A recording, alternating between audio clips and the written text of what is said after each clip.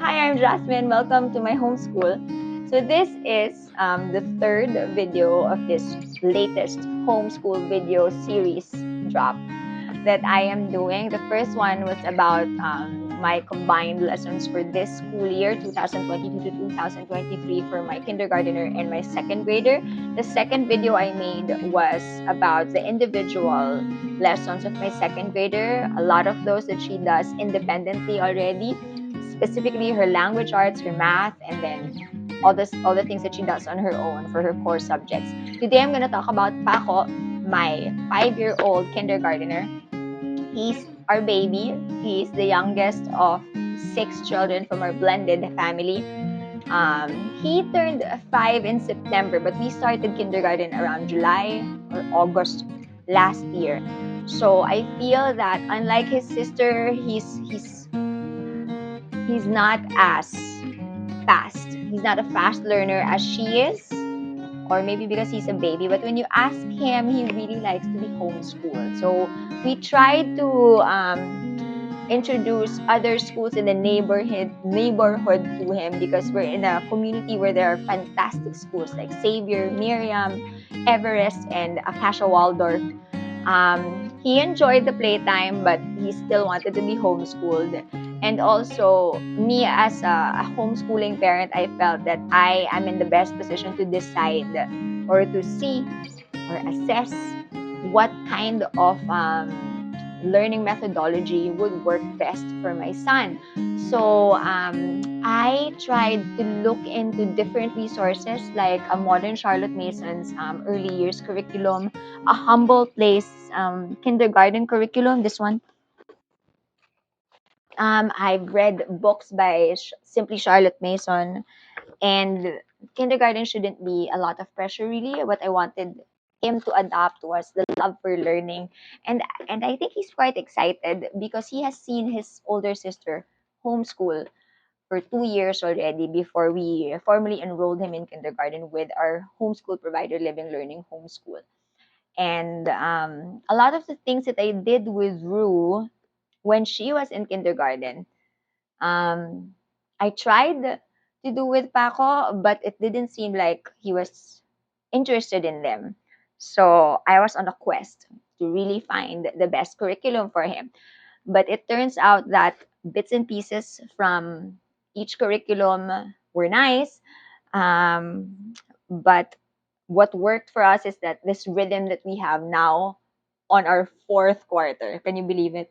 So, what has worked so far for Paco in our kindergarten year was, for the first quarter, I started him out with a gentle feasts, 100 gentle lessons in sight and sound for his language arts. So supposedly this is for reading, spelling, and phonics. There's sequencing, there's sight words, and then so there are sight words here, and then there are cards that I can cut out, and then he would like find what's similar. He what's frustrating for me actually was that at some point he would like memorize how I read it, or guess Little Miss Muffet sat on a tuffet, and then we would be reading a different poem, and then he would still say Little Miss Muffet sat on a tuffet. Anyway, so this was a good resource. Nothing wrong with it actually, but yeah, my son said it was hard for him. Okay, so I leaned on one of the recommended lessons of A Humble Place, which was Bob Books. So I got him the Bob Book series. So they're books that are alphabetically arranged, and then we just make him look for the word after I read the entire book to him. And then what I did was supplement this with the workbook. So this one had a workbook. Where is the workbook? So Bobbox has a workbook. I'll try to link that or post a picture on my social media, which he enjoyed doing. So that one he really enjoyed doing that workbook. But I felt it wasn't enough. So I remember that my daughter Rue actually started reading because of Treadwell and Free, but she also enjoyed the level K of The Good and the Beautiful, the old version pa. And supposedly, the new versions of The Good and the Beautiful language arts is simpler, faster.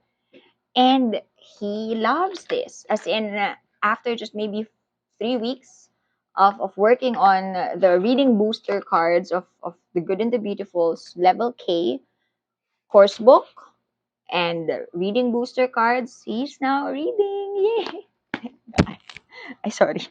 Ayan. So that's what we're doing for language arts. And then what's also nice is that I started, so these are the reading booster cards for The Good and the Beautiful. Ayan. So this really works for Paco. I supplemented that with ang Alpabetong Filipino by Batang Matalino. So this one naman is reading in Tagalog. And the style that I did was very similar to how it was taught in The Good and the Beautiful. So for example, we are in letrang O, so, blending. And then he's picking up so well with this. So it's just a simple book that he will read the letters out loud in Tagalog. So I'm able to teach English and Filipino reading to Paco because of this. It pairs well with The Good and the Beautiful. And then I also started him with Aklat sa Panimulang Pagbasa by WS Pacific Publications. So this is just very simple. What do you call this? Patinig? Pantigs. Mga pagpapantig. Ay. Because it's very repetitive. Even the sentences, si Mimi ay, ang mais ay, ang ama ay, ang amo ay, ang amo ay. And then there's this very short story that I would ask him questions and then point to the picture for him to relate it to. This has been a very fast and easy way for him to read. So he knows we're doing Tagalog in between Filipino. And then we would go through the Tagu-Taguan by Tahanan Books for counting. So we would go through each page. Sampu, siyam, walo. And then I would teach him the words for each nature study book here, or sometimes we would anchor it on the nature study. If there is here, then that's the page where we will start. So he's counting in Tagalog already. And then we would do math. Okay, at the start of the year, Paco was doing Math UC Primer, the red one. And then he was doing the blocks, and then he loved it. But when we got to the point where he had to count by 10, 10, 20, 30, 40, 50, 60, 70, 80, 90. So it's still counting, but by 10 already. But when he started skip counting, he didn't like to do math anymore. So that kind of scared me. So we started doing this one.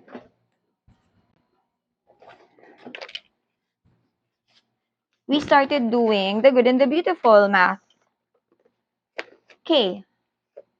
So it's wonderful because he loved the box that came with it. So The Good and the Beautiful comes with a box, and it had cars in it. So it has cars. This feather I just added because he uses it to point or to count.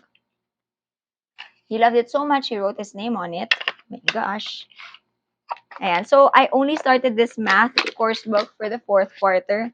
We are on lesson 28 pa lang. So I think I will be doing this up until summer or next school year. But he loves this. He really, really loves this math. So that's very exciting for me. Throughout the year, this one was from the very start. His handwriting exercise is from the Peaceful Press Nourishing Nature Handwriting Guide. So I timed this with the Bob Books letters that he was doing. He's not writing very well pa din, but it's in the consistency and in the habit, I guess. This is the Bob Books workbook that I was talking about that he really enjoyed. So he loved coloring this, matching the pictures with the letters, filling in the blanks of the letters. Ayan. So that's Paco. And then recently, I started him with copywork for emergent readers by Learn and Play with Teacher A. So this is very nice and very simple. And So see, look at how he copies. But what we do is I also make him read it before he actually copies a page a day. So this is something that he does consistently. These are reading booster books that come with the good and the beautiful reading booster cards. And then he loves this also. I had these printed by 3L Printing, si Epong Ako on Instagram. So, ayan. So that's what we've been doing for Paco. As in, I work with him for about 30 to 40 minutes with a lot of breaks in between while his sister does her typing, piano, math with teaching textbooks, and reading her book for her language arts all on her own. And for Paco's literature or language arts program, aside from the one that we do with Bob Books and The Good and the Beautiful, from the start of the year, I have been reading books from the curated list of Blossom and Roux, A Gentle Beginning language arts program. And what I like about this parent guide is it's just very simple. So for example, for week 23, there's a checklist of what I can do with him. So there would be a literature selection, and then an enrichment activity, a copy work, a journaling page, a narration page, and a reading phonics section to it. And then it came with a student notebook also. So this is something that I also printed out. So I'm so proud of Paco because here, this is something that he would do. So he would narrate the story back to me by drawing it, and then what he would say, I would write down. So ayan. And then for the letter featured for that week or from that story, he would trace and write the letter. And then I printed out different words that start with that letter. He would look for it, or I would present it to him, and then he would paste it. These pictures are from living lessons. We did that when he was not yet formally schooled. So what was left of it, I would add here. And so it's nice how he would try to express the story. The tiger stripes look like a square, he said. And then that was from My Father's Dragon. So look at his lion. Okay, so he got tired coloring, mga ganyan. So there's a bit of narration, but instead it's a drawing narration. So that's the dragon and My Father's Dragon. Um, so there. So this is his student notebook for language arts, and the books that Paco and I have read together. So we've read Winnie the Pooh because Blossom and Root said so. And what I also did was I supplemented with a year of learnings, Pooh, Pooh primer, because there were lessons there on like a character trait, and then there would be a nature study also. So Roux would usually join in because it's so fun. This is Paco's favorite book, My Father's Dragon. He really enjoyed reading this.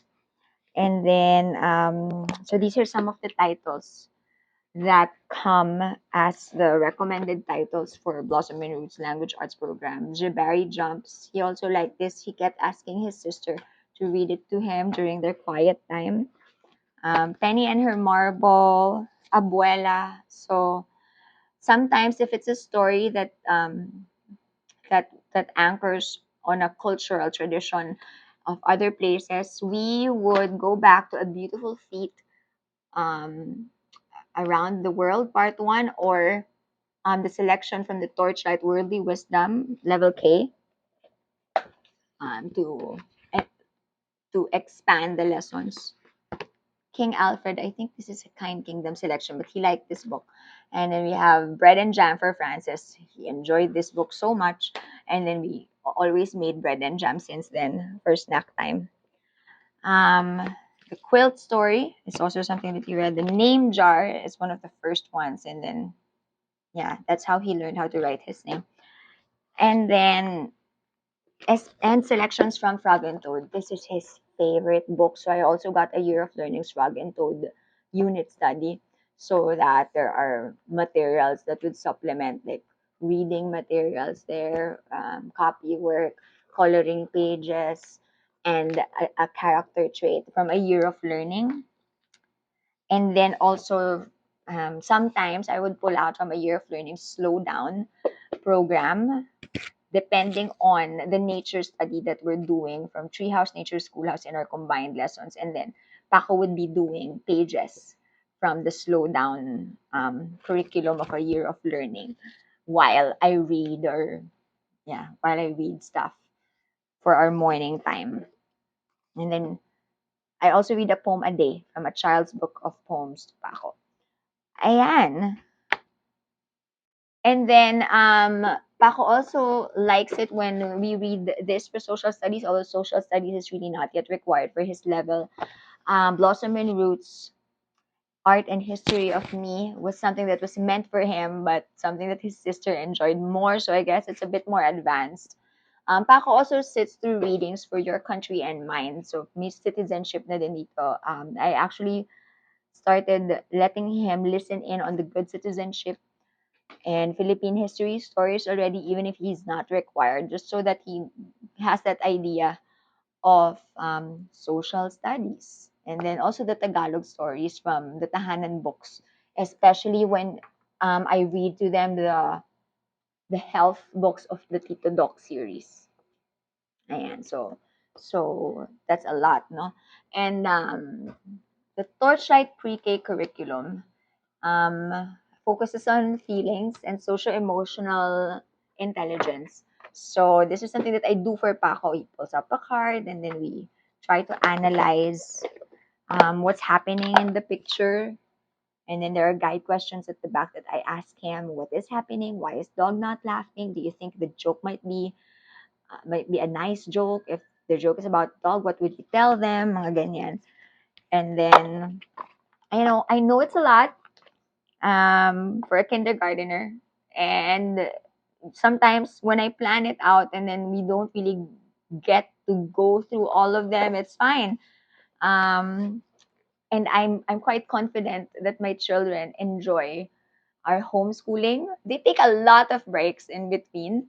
I'm able to do that because I've been able to create a system where I have this eternal lesson planner on Google Sheets. I put in the subject and then the lessons for each subject and then schedule it throughout the week. And then if we don't get to go through it, there's a way that I will just leave the week where it's assigned. So I'm sharing it in the comments section below, or in the description rather, if it's something that you'd like to adopt to create easier days ahead for you. And also, I'm able to talk this way because we were able to actually really celebrate his milestones, like reading already, woohoo, and enjoying the books and coloring and being able to like color within the lines, even if he said, that's the way I draw. I draw in scribbles, mom. Because it's very easy for us to put together his portfolio and appreciate everything that he's done, because I've created a system where I'm able to track his work and put it up on a Google Drive. I'm also sharing that below. Hopefully, as the year progresses for your kindergartner or for your child, even if they're in grade 7, grade 9, it will be so much easier already for you to put that together and then it's done. You don't have to chase after deadlines or cram for it. And I will be sharing the resources also that I've used. Hope maybe one of them might work for you, because I know that these are very beautiful and there's no just one curriculum that's the best for everybody. And I know these are all beautiful resources. I wouldn't have had the privilege of knowing that these books would be something that my child enjoys if not because of all of the creators who have curated these selections. And what else? Ayun, so I hope to continue to share with you what we do. Let me know if there's something that you're interested in. And I think that's it for now. So happy homeschooling.